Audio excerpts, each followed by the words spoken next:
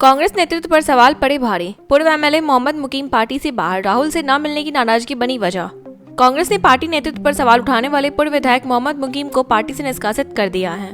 मुकीम पर पार्टी विरोधी गतिविधियों का आरोप लगाया गया है। उन्होंने सोनिया गांधी को लिखे पत्र में कांग्रेस अध्यक्ष मल्लिकार्जुन खड़गे की उम्र पर सवाल उठाए थे और प्रियंका गांधी वाड्रा को नेतृत्व में बड़ी भूमिका देने की मांग की थी। मुकीम ने दावा किया कि वे 3 साल से राहुल गांधी से मिलने की कोशिश कर रहे थे, लेकिन उन्हें समय नहीं मिला। दिल्ली की जहरीली हवा पहुंची सुप्रीम कोर्ट तक। सीजेआई सूर्यकांत ने वकीलों को दी घर से बहस करने की सलाह। दिल्ली में बढ़ते प्रदूषण का असर अब न्यायपालिका पर भी दिखने लगा है। भारत के प्रधान न्यायाधीश सीजेआई सूर्यकांत ने वकीलों और वादियों को हाइब्रिड मोड के जरिए सुनवाई में शामिल होने की सलाह दी है। सुप्रीम कोर्ट प्रशासन ने परिपत्र जारी कर इसकी जानकारी दी। इससे पहले भी सीजेआई ने खराब हवा के कारण अस्वस्थ महसूस करने की बात कही थी। फिलहाल सुप्रीम कोर्ट में फिजिकल और वर्चुअल दोनों तरह से सुनवाई हो रही है। कांग्रेस रैली में पीएम मोदी को कथित कब्र धमकी पर बवाल। किरण रिजिजू ने राहुल खड़गे से मांगी माफी। दिल्ली के रामलीला मैदान में हुई कांग्रेस रैली के दौरान पीएम नरेंद्र मोदी को दी गई कथित धमकी पर सियासत गर्मा गई है। केंद्रीय मंत्री किरण रिजिजू ने राहुल गांधी और कांग्रेस अध्यक्ष मल्लिकार्जुन खड़गे से माफी की मांग की है। इस मुद्दे पर संसद के दोनों सदनों में हंगामा हुआ, जिसके चलते कार्यवाही स्थगित करनी पड़ी। भाजपा ने इसे लोकतंत्र और प्रधानमंत्री की गरिमा पर हमला बताया है।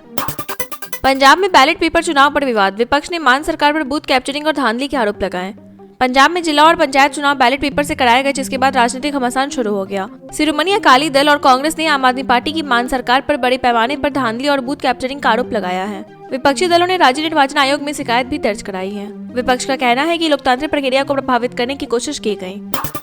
45 साल की बीजेपी, 45 साल के नितिन नवीन पटना से दिल्ली पहुंचे नए राष्ट्रीय कार्यकारी अध्यक्ष।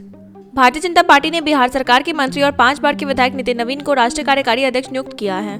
यह संकेत माना जा रहा है कि वे भविष्य में पार्टी अध्यक्ष की भूमिका में आ सकते हैं। दिलचस्प संयोग यह है कि भाजपा और नितिन नवीन दोनों की उम्र 45 साल है। जमीनी कार्यकर्ता और कुशल संगठनकर्ता माने जाने वाले नितिन नवीन के इस प्रमोशन को पार्टी के भविष्य की रणनीति से जोड़ा जा रहा है। सेना और नौसेना की ताकत बढ़ेगी। भारत को मिलेंगे अपाचे हेलीकॉप्टर। समंदर में तैनात होंगे सीहॉक्स।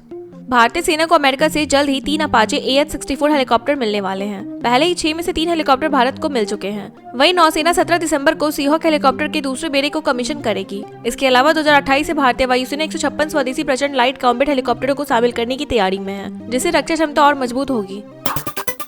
कोई प्रधानमंत्री पूरी तरह गलत नहीं हो सकता। पीएम मोदी पर बोले पूर्व कांग्रेसी पार्टी को दी आत्ममंथन की सलाह। पूर्व कांग्रेस नेता अश्विनी कुमार ने प्रधानमंत्री नरेंद्र मोदी को लेकर बड़ा बयान दिया है। उन्होंने कहा कि कोई भी प्रधानमंत्री पूरी तरह गलत नहीं हो सकता। विपक्ष का काम है अच्छे कामों की सराहना और गलत फैसलों का विरोध करना। उन्होंने कांग्रेस को सलाह दी कि पार्टी को दूसरों पर आरोप लगाने की बजाय अपने भीतर झांकना चाहिए। राजनीति में संकीर्ण सोच से ऊपर उठने की जरूरत है। केरल में बीजेपी की ऐतिहासिक बढ़त से लेफ्ट चिंतित। सीपीआई नेता बोले यह गंभीर चेतावनी है। केरल के स्थानीय निकाय चुनावों में भाजपा की बड़ी जीत ने लेफ्ट फ्रंट की चिंता बढ़ा दी है। तिरुवनंतपुरम नगर निगम में भाजपा की जीत को बड़ा झटका माना जा रहा है। सीपीआई के प्रदेश सचिव बिनोय विश्वम ने कहा कि भाजपा का बढ़ना गंभीर खतरा है और इसे निपटने के लिए नई रणनीति की जरूरत है। एनडीए ने कई नगरपालिकाओं और पंचायतों में जीत दर्ज की है। आरएसएस की पूरी बटालियन भी बेअसर। तमिलनाडु में अमित शाह और बीजेपी पर बरसे सीएम एमके स्टालिन। तमिलनाडु के मुख्यमंत्री एमके स्टालिन ने भाजपा और आरएसएस पर तीखा हमला बोला है। उन्होंने कहा कि न सिर्फ अमित शाह बल्कि आरएसएस की पूरी बटालियन भी राज्य में चुनावी असर नहीं डाल पाएगी। स्टालिन ने कहा कि भाजपा की दक्षिणपंथी राजनीति का मुकाबला करने के लिए डीएमके को और मजबूत अभियान चलाना होगा। उन्होंने दावा किया कि राज्य में फिर से द्रमुक की ही जीत होगी। आईजी पूरन कुमार सुसाइड केस में बड़ा फैसला। डीजीपी शत्रुजीत कपूर हटे, नई जिम्मेदारी सौंपी गई।